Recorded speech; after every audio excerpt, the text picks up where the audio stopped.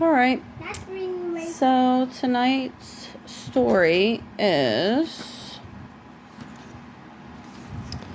The Wild Swans, page 226.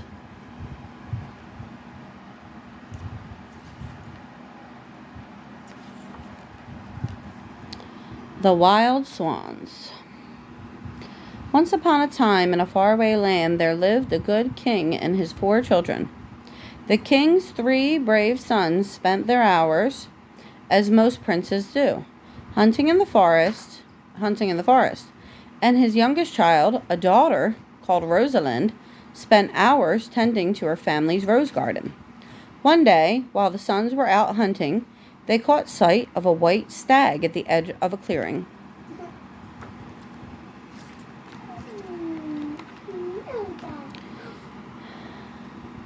They chased the stag through the forest into the kingdom of Queen Maeve, whatever, the ruler of the fairies. Queen Mauve heard the princes crashing through her trees and in a rage turned them into wild swans.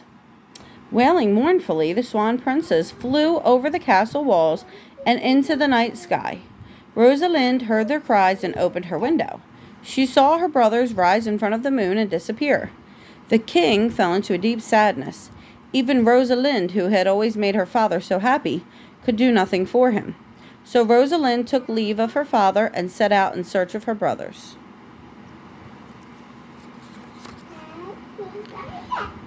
She traveled far and wide, until one evening she came to an ocean. On the shore, Rosalind found 3 white feathers. Sit down and listen to the story, please. As she bent to gather the feathers, an old woman wandered down the shore. The old woman smiled kindly at Rosalind and asked, "What are you doing here all alone?" "I am searching for my brothers who have been transformed into swans. Have you seen any swans nearby?" The old woman nodded thoughtfully and pointed toward a rocky cove in the distance.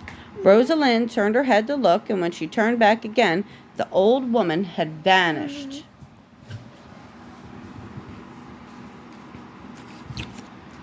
Now you're 4 and you're still being naughty during story time? Rosalind hid in the bush to wait and see if the swans would appear. Finally, as the sun began to set, 3 swans flew over the ocean and came to rest in the cove.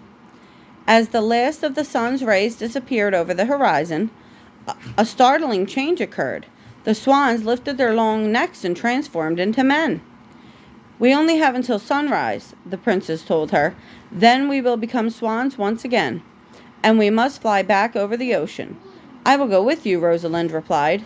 The princes worked all night making a net to carry their sister. At dawn, they carried her over the ocean to their cave.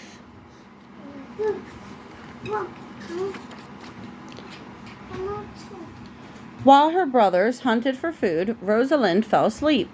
She dreamed of the old woman she had met on the beach. "I am Queen Addie," the old woman said. "Queen Mauve is my evil sister. She banished me to roam the oceans.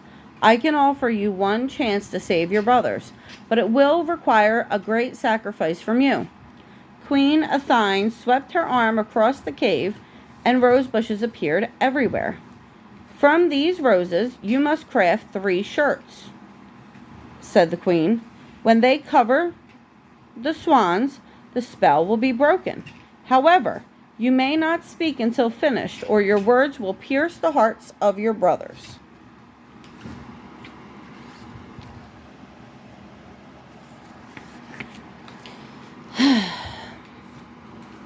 The swan princes brought Rosalind food and water as she worked. Although she could not explain, her brothers knew that she was helping them. One evening, a merchant and his wife found the cave as they were walking along the shore. There, among the roses, they found Rosalind sewing petals. The couple took pity on the young girl and insisted she return with them to their cottage. Rosalind could not speak to resist. As they left the cave, Rosalind gathered as many roses as she could carry. She stayed with the couple for many days. She spent every spare moment sewing.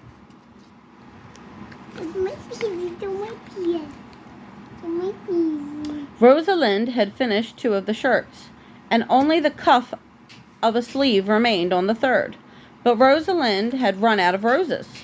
The merchant's wife had a rose bush that she loved above all else. Rosalind wept as she crept outside in the dark and plucked the petals from the beloved flowers. She sewed through the night, and at sunrise she had finished the last shirt. "You have stolen my roses," cried the merchant's wife. "How dare you?"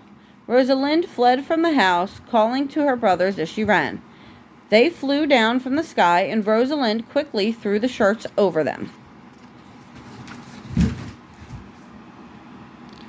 Now the spell was broken. The brothers were whole again. Rosalind then returned to the cottage to tell her story to the merchant and his wife. When all was forgiven, Rosalind and her brothers began their long journey home. The good king had all but given up hope of seeing his children again.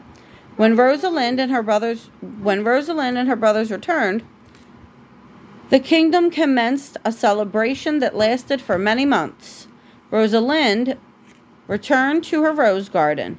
She sent her loveliest rose bush to the merchant's wife, and the roses bloomed all year round. The family lived happily ever after. The end. It's the end. Good night. Good night.